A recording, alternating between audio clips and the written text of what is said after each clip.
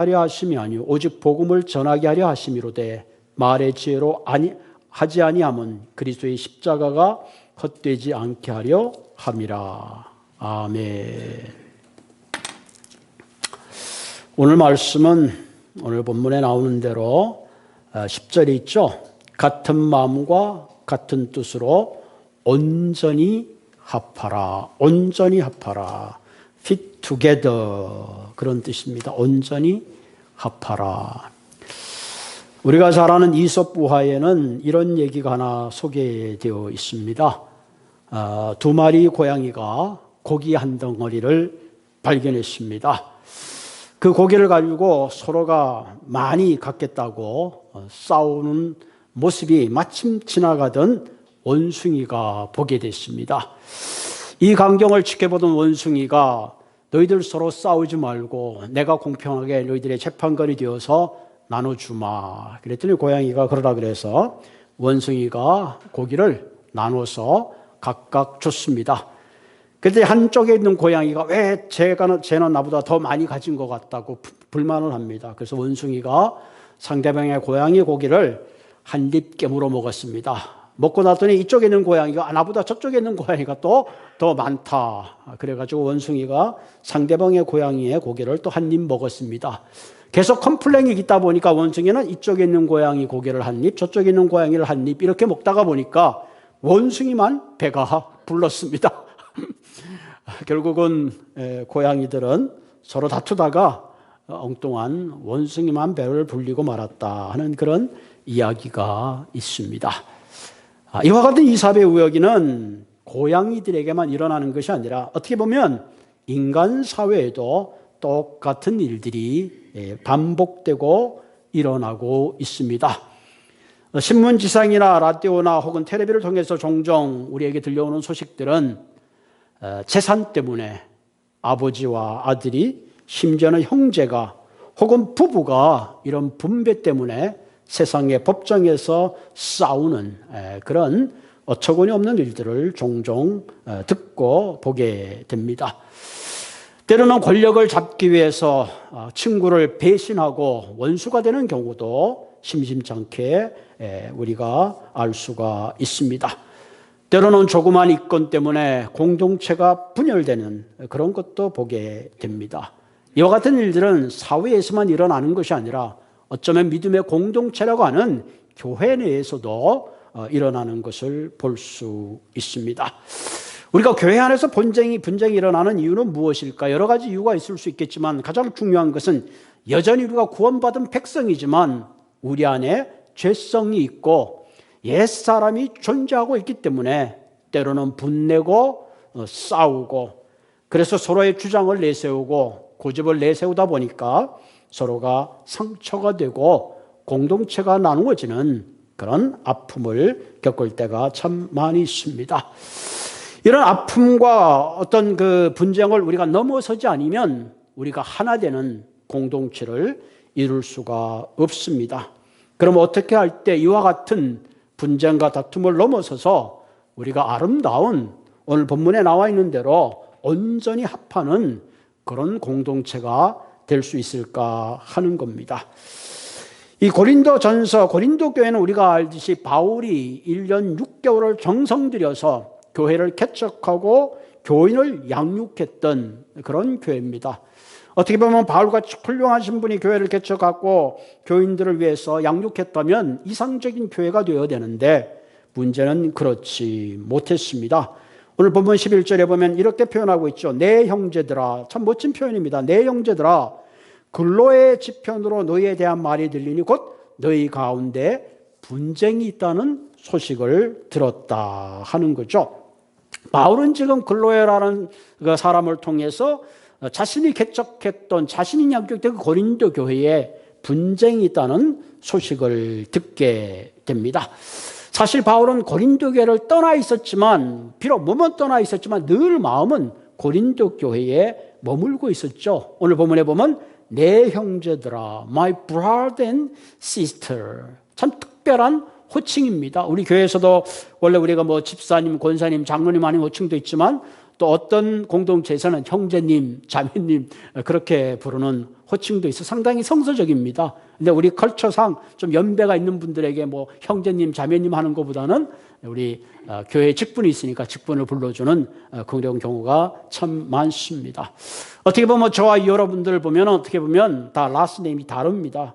그렇지만 예수 그리스도를 믿는데 믿음의 방향과 목적 안에서 주님께서 우리를 구원하셔 구별을 해서 거룩한 가족으로 한 공동체가 되었다는 의미에서는 사실은 저와 여러분들은 어떻게 보면 그리스도 안에서 한 지체된 공동체요, 한 패밀리인 것을 다시 한번 깨닫게 되죠.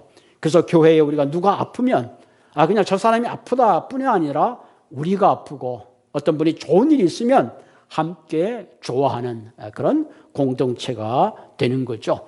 자, 오늘 바울은 보니까 근로의 편으로 고린도 교회의 소식을 듣게 됐습니다. 이 근로에는 아마도 바울이 고린도 교회에서 목회할 때에 같이 있었던 그런 사람이 아닌가 생각이 짐작되어집니다.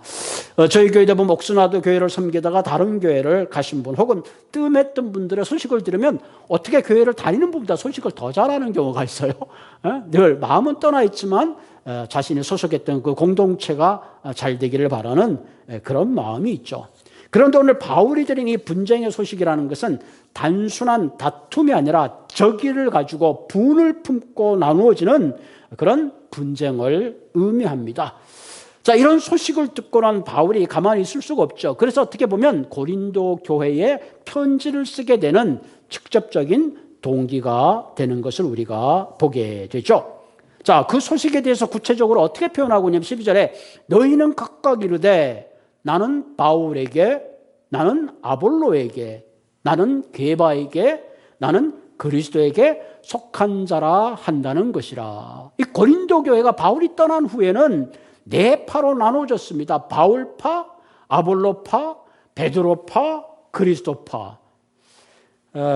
우리 지난주에 어떤 분이 파를 갖다 줘서 파를 잘 먹었습니다만은 그런 파가 아니라 교회에서 4분 5열 이 파가 나누어진 겁니다. 오늘 보니까 바울파라, 바울이 고린도 교회를 개척했으니까 자연히 바울에 대해서 존경하고 특별히 바울은 이방인의 사도로 부름받았기 때문에 그 당시 헬라어를 사용하는 이방인들이 주로 바울을 따랐던 겁니다. 그리고 바울의 후임으로 온 사람이 오늘 성경에 보니까 아볼로입니다. 아볼로. 이 아볼로는 알렉산드라 출신으로서 상당히 수사학이 능했고 언변이 출중했습니다. 성경에 보면 바울은 좀 언변이 약했다는데 아마 이 아볼로는 언변이 출중하다 보니까 그 후임자를 따르는 또 다른 그룹이 생기게 된 거죠. 우리 교회도 보면 이제 그 원로 목사님이 은퇴하시고 뭐 후임자가 오고 뭐 후임자 편이 되고 뭐 청빙하다 보면 이렇게 리더십에 따라 갈리듯이 아마 그런 현상이 생긴 것 같아요. 그래서 고린도전서 3장 16절에 보면 나는 심었고 아볼로는 물을 수줬대 자라게 하시는 그리스도인이라. 바울이 이렇게까지 얘기한 걸로 봐서 아마 첨예하게 이 전임자와 후임자 혹은 아볼로와 바울파를 따라서 이렇게 서로 첨예하게 그룹이 나누었던 것 같습니다. 또 한 그룹의 그룹은 게바라, 우리가 잘 알죠? 베드로파입니다. 베드로는 예수님의 12제자 중에 한 사람이죠. 그러다 보니까 유대인 중에 개종한 유대인들이 정통 사도인 이 베드로를 지지하고 베드로파를 구성하고 있었습니다. 그 중에 또 다른 파는 그리스도파. 이거 얼핏 들을 때는 참 이상적인 파다. 예수님 파, 그리스도파. 그런데 사실 본문을 가만 보면 바울파, 아볼로파, 게바파, 그리스도파란 말은 또 다른 파를 의미하는 겁니다. 야, 너희들이 바울파고 아볼로, 게바파라는데 야, 우리는 그리스도파다. 그러면서 각자 주장을 내세우고 한마디로 서로가 양보하지 않고 첨예한 대립과 주장을 함으로 말미암아 고린도 교회는 이렇게 4분 5열 서로 나누어지게 된 겁니다. 이렇게 교회가 분쟁 가운데 휘말리게 되니까 바울이 너무 답답하잖아요. 그래서 오늘 본문 14절에 바울이 이렇게 말합니다. 그리스도께서 어찌 나누어졌느냐. 이 나누었다는 말은 메리조라는 이 그릭 말인데 이 말은 예수님께서 십자가에 돌아가실 때 유대 병정들이 예수님의 옷을 나눴잖아요. 바울은 이런 얘기예요. 예수님께서 십자가에서 로마 병제에서 옷을 나누고 주님께서 친히 몸을 찢으신 것은 너희들이 나누어지게 하기 위해서 그런 게 아니다. 오히려 예수님께서 나누어진 것은 너희들의 나누어진 마음을 하나 되게 하기 위해서 그런 건데, 너희들이 이처럼 바울파다 아볼로파다 게바파다 그리스도파라 나누어진다는 것은 다시 한번 그리스도를 십자가에서 나누는 것이 아니냐, 그러면서 지금 바울이 경고하고 이야기하는 거죠. 여기에 바울은 한마디 더 합니다. 바울이 너희를 위하여 십자가에 못 박혔느냐? 내가 너희들을 위하여 십자가에 못 박혔느냐? 내가 내 이름으로 너희들에게 세례를 베푸느냐? 그렇지 않다. 예수님이 너희를 위하여 십자가에 못 박혔고 예수님의 이름으로 너희들이 세례를 받지 않았느냐? 그러므로 너희는 다시 그리스도의 십자가를 헛되게 하지 말고 그리스도 십자가를 바라보고 온전히 연합해서 하나가 되라. 그렇게 지금 말씀하고 있습니다. 여러분, 우리가 살다 보면 때때로 경제적인 문제 또 환경적인 어려움 때문에 힘들게 하는 경우가 있습니다. 그러나 그것보다 더 힘든 것은 이 사랑했던 사람들이 나누어주고 사랑하고 의지했던 사람들이 어떤 첨예한 주장 때문에 서로 어떤 공동체가 깨어질 때 그게 얼마나 힘든지 몰라요. 우리가 잘 알듯이 옥스나드 교회도 그렇고 다른 어떤 교회도 그러는데 함께 신앙생활하다 뭔가 거기에서 깨어지게 되면 그 상처는 상당히 오래가는 그런 아픔을 우리는 경험하고 있습니다. 그러면 어떻게 할 때 우리는 이와 같은 문제를 넘어서 그리스도 안에 진정 하나됨을 이루는 그런 공동체를 이룰 수 있을까 하는 겁니다. 그래서 오늘 이 말씀을 통해서 저와 여러분들 주님 오시는 그날까지 적어도 옥스나드 교회는 주님이 원하시는 온전히 합하는 그런 아름다운 공동체가 되기를 주님의 이름으로 축원을 드립니다. 자, 주님 안에서 우리가 온전히 마음을 합하여 하나 되는 공동체가 되기 위해서는 먼저 마음과 뜻을 같이 해야 된다. 마음과 뜻을 같이 해야 돼. 여보, 종이장도 맞들면 되는 거죠. 마찬가지로 우리가 마음을 합한다는 것이 결코 쉬운 일이 아닙니다. 그러나 분쟁을 종식시키는 유일한 길은 우리가 마음과 뜻을 같이 하는 길밖에 없습니다. 오늘 본문의 10절에 보면 모두가 같은 말을 하고 너희 가운데 분쟁이 없이 같은 마음과 같은 뜻으로 온전히 합하라. 같은 말, 같은 마음, 같은 뜻을 갖는다는 거 쉽지 않아요. 여러분, 사람이 셋이 모이면 네 가지 의견이 나온다 그랬죠? 각자 한 개씩 의견을 내고 셋이서 한 의견이 네 가지 의견이 나옵니다. 서로의 보는 눈이 다르고 가치관이 다르기 때문에 당연히 한 마음과 한 뜻을 내기가 쉽지 않아요. 그런데 온전한 마음으로 합하고자 하는 그런 마음이 있다면 바울은 가능하다는 거예요. 온전히 합한다는 말은 뭐예요? 서로의 의견이 다르고 주장이 다르지만 서로 그 의견을 조율하고 양보한다, 그러는 것입니다. 여기에 나오는 이 합한다는 말은 카타르티즈라는 이 말인데, 이 말은 뭐냐면 fit together, 서로의 주장과 의견이 첨예하게 대립되지만 서로 함께 그 의견을 조율해 나간다 하는 것입니다. 흔히 우리가 의견이 다르면 서로 양보하고 어떤 목적을 위해서 우리가 주장을 철회할 때에 우리는 함께 가게 되는 거죠. 오늘 본문에 여기서 온전히 합한다는 의견은 마태복음 1장 19절에 나오는 동일한 단어를 사용하는데요.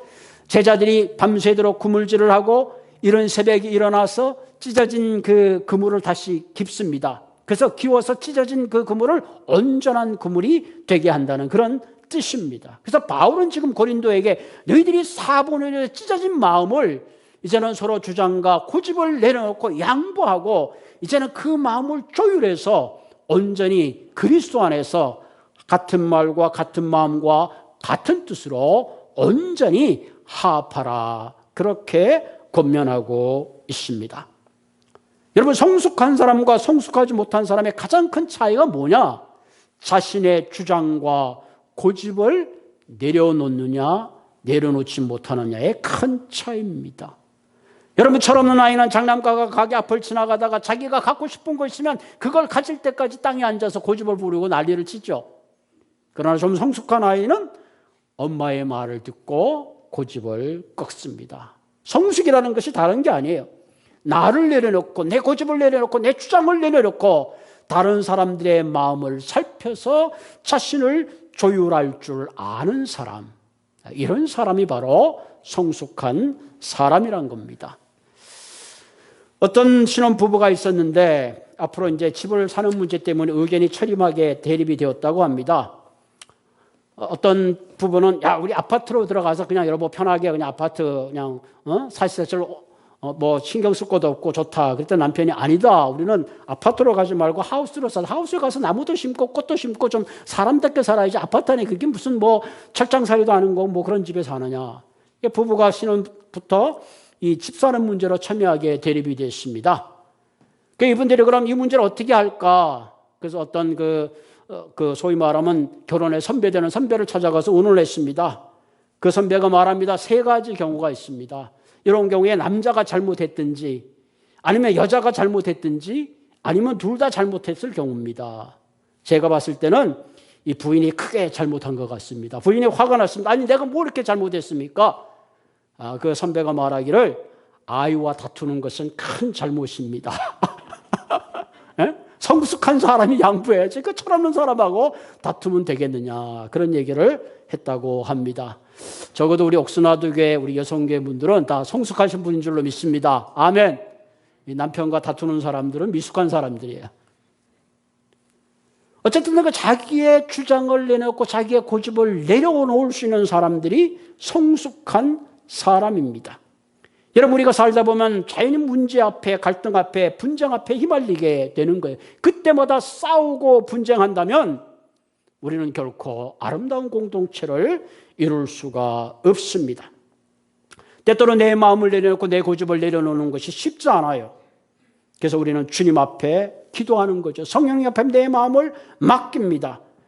그리고 온전히 내 자신을 내려놓고 비워놓을 때에 우리는 그리스도 안에서 온전히 합하는 한 공동체가 될 수 있다. 그런 것입니다.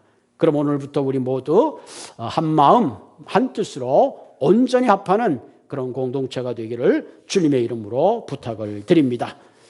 두 번째 우리가 분쟁을 피하고 나눔의 길을 피하는 또 다른 길은 자신을 내려놓고 그리스도의 이름을 높이는 겁니다.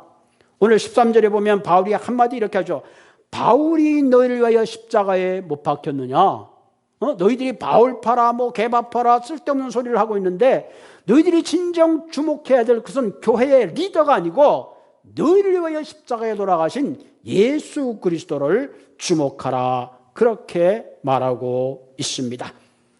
다시 말하면 우리가 신앙생활 할 때에 우리가 주목해야 될 대상은 어떤 위대한 성인이나 어떤 특별한 리더나 모범적인 대상이 아니라 나를 위하여 십자가에 돌아가신 그 예수님을 주목해야 합니다. 여러분 가끔 신앙생활할 때 어떤 분들은 목회자에게 실망하기도 하고 어떤 사람은 장로님에게 실망하기도 하고 뭐 그래서 떠나기도 하고 그러는데 사실은 우리가 주목해야 될 대상은 어떤 성도나 어떤 그 교회 개척명매나 목사나 어떤 장로님이 아니라 철저하게 나를 위하여 십자가에 돌아가신 예수 그리스도만 보고 달려가고 그분만 주목해야 하는 겁니다. 고린도에게 또 다른 문제가 있었는데 그건 세례에 관한 거예요. 세례 받은 사람이 내가 누구에게 세례를 받았냐에 따라 그 세례의 권위에 따라 나누어져 있던 것입니다. 그래서 바울이 말하죠. 내가 너희들에게 세례를 주었느냐? 그렇지 않다. 그리스도께서 세례를 명하시고 세례를 베풀라고 하신 것이 아니냐 하는 거죠. 그래서 바울은 13절에 바울의 이름으로 너희가 세례를 받았느냐? 내가 그리스도와 가요와 스베나나 집 몇 사람에게 세례를 베푼 것이 얼마나 감사한지 모른다. 그렇게 이야기합니다. 그래서 내게 세례를 받았다가 자랑하거나 특권을 갖지 말라. 우리가 그리스도의 이름으로 세례를 받았으면 그분의 명령을 따라 세례를 주었기 때문에 오히려 세례를 받은 걸로 다투는 것이 아니라 내가 세례받은 그 은혜로 그리스도께 영광을 돌리는 그런 삶이 되어야 된다. 그렇게 권면하고 있습니다. 여러분 마태복음 28장 19절에 보면 모든 민족에게 제자를 삼아 아버지와 아들과 성령의 이름으로 세례를 베풀라 그러는데 고린도 교회에서는 때로는 자기 어떤 세례를 뭐 확장시키기 위해서 자신의 어떤 그 리더십으로 세례를 주고 자신을 따르게 했던 그런 잘못된 경향이 있었습니다. 우리가 교회에서 신앙생활을 하다 보면 우리가 때로는 제자 훈련을 받기도 하고 양육을 받기도 합니다. 우리가 제자 훈련을 받고 양육을 받는 가장 큰 의미는 철저하게 우리 자신이 그리스도를 따르게 하기 위한 거지 나를 양육시킨 사람을 따르게 하는 것은 아니라는 거죠. 그러면서 바울은 18개월 동안 고린도 교회를 정말로 애쓰면서 양육했기 때문에 당연히 그를 따르는 사람이 많이 생겼겠죠. 그러나 바울은 이렇게 합니다. 너희들은 나를 따르지 말고 내 이름을 잊어버려도 좋다. 오직 너희들을 위하여 십자가에 돌아가시고 오직 성부와 성자와 성령의 이름으로 너희들에게 세례를 주게 하신 그분만을 너희들이 드러나게 해야 된다. 그렇게 권면하는 것을 보게 됩니다.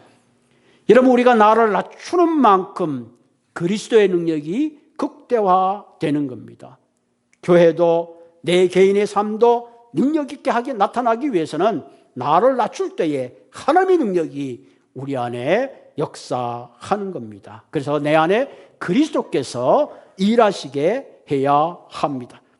우리가 온전히 합하기 위해서는 먼저 우리가 우리의 마음을 조율하고 두 번째는 나를 내려놓고 내 이름이 아닌 그리스도의 이름이 드러나게 해야 합니다.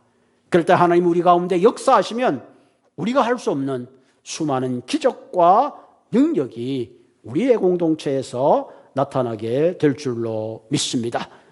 세 번째로 우리가 온전히 합하기 위해서는 차원 높은 higher calling, 소명에 붙잡혀야 한다 하는 거죠.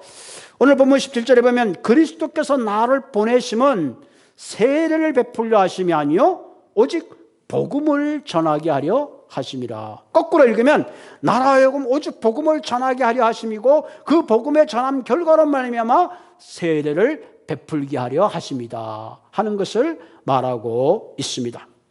바울은 철저하게 가장 중요한 본질이 무엇인가 하는 것을 말하고 있죠. 바울은 내가 몇몇 사람들에게 세례를 주었고 몇몇 사람이 나를 따르는 것이 중요한 것이 아니라 그가 오직 생각했던 것은 복음을 전하는 겁니다. 그래서 복음을 전하고 그 복음 가운데 그 사람들이 세례를 받고 그리스도 안에 거룩한 백성으로 성숙해 나가는 것, 그것이 바울의 인생 최대의 목적이었다 하는 것을 우리가 보게 되죠.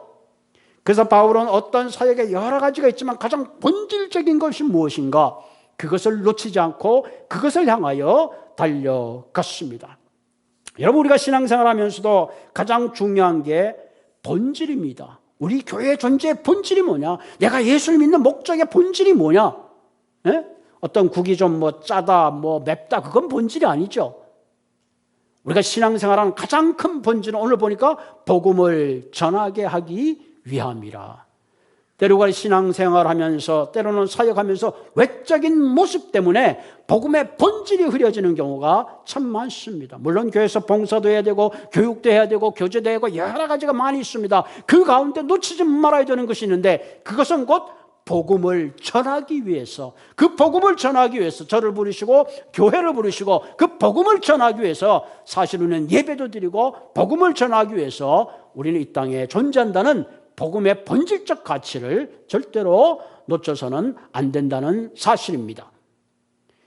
우리가 복음의 본질에 우리의 삶의 가치를 드릴 때 사실 모든 문제를 넘어서게 됩니다. 내가 어떤 것을 주장하다가 이거 복음 선포에 장애가 된다 그러면 우리는 얼마든지 그것을 위로로 할 수 있어야 하는 겁니다. 그런데 우리가 복음의 본질을 외면하고 문제를 따라가다 보면, 문제에 주목하다 보면 문제도 해결하지 못하고 결국은 복음의 본질도 놓쳐버리고 마는 겁니다. 그래서 어떤 교회는 별 중요한 문제도 아닌데 그거 가지고 이면회를 막 2시간, 3시간 하다 보면 뭐가 남겠어요? 임원회가 남는 거죠. 이 땅에 우리가 하나님의 부르심을 받은 이유는 무엇이냐? 다시 한번 얘기합니다. 복음 전파를 위해서 우리를 부르셨다. 이 복음 전파라는 본질을 붙잡게 되면 웬만한 문제는 다 넘어갈 수 있습니다. 여러분, 지금 우리가 잘 몰라서 그렇지 지금도 하나님은 얼마나 열심히 복음을 위해서 애쓰시는지 몰라요. 아시아 지역, 중동, 카자흐스탄, 시리아, 멕시코, 지금 사우스 아프리카 얼마나 지금 많은 선교사들이 또 많은 복음의 역사가 일어나고 있는지 모릅니다. 요즘 코비드 때문에 우리가 이렇게 성가대를 하지 못하고 있습니다만은 교회는 합창단과 같죠. 각각의 파트가 있잖아요. 엘토가 있고 소프라노가 있고 베이스가 있고 각각의 음력이 달라요. 목소리가 다릅니다. 음색이 달라요. 그러나 복음이라는 한 방향을 가지고 찬양할 때 거기에 아름다운 하모니가 일어나는 거죠. 우리의 뜻과 말과 마음은 다르더라도 그리스도를 향한 복음의 본질적 마음의 방향이 같다면 우리는 얼마든지 아름다운 합창을 이루어낼 수가 있는 겁니다. 그러므로 그리스도께서 십자가에 못 박히신 것은 우리를 나누게 하시기 위함이 아니라 온전히 우리로 하나 되게 하시기 위한 겁니다. 바울도 아볼로도 게바도 그들이 가르치는 분 예수를 바라봐야지 그들의 손을 바라볼 때에 우리는 문제 가운데 놓이게 되는 겁니다. 그러면 오늘 이 말씀을 통해서 이때까지 우리의 삶 가운데 내가 비본질적 문제를 붙잡고 있었다면 더 높으신 하나님의 부르심, 그 소명을 향하여 바라보고 달려가시기를 바랍니다. 아무것도 아닌 문제 때문에 멈춰서지 마시고 우리가 한 소리, 한 마음, 한 뜻으로 진정 복음 선포를 위해서 온전히 달려가는 fit together, 함께 마음을 모아가는 귀한 아름다운 공동체가 되기를 주님의 이름으로 축원을 드립니다. 같이 기도하겠습니다. 살아계신 하나님, 우리는 이 땅에 살아가면서 때로는 내 이익 때문에, 내 주장 때문에, 내 고집 때문에 사랑해야 될 공동체가 첨예하게 대립하고 분쟁하고 나누어지는 수많은 사건과 수많은 아픔과 수많은 슬픔들을 경험했습니다.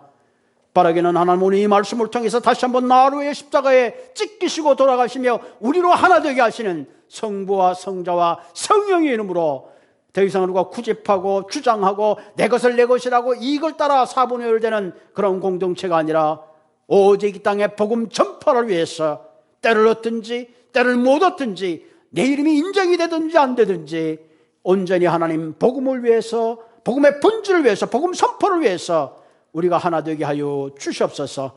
이제 하나님 곧 코비드가 지나가고 새로운 유머를 맞을 때에 더욱더 우리가 뜨거운 마음과 뜨거운 헌신을 가지고 이 아름다운 공동체를 이루어갈 수 있도록 주님 준비하고 성령께서 우리를 주장해 주시옵소서. 나사렛 예수님의 이름으로 감사하며 기도드리옵나이다. 아멘.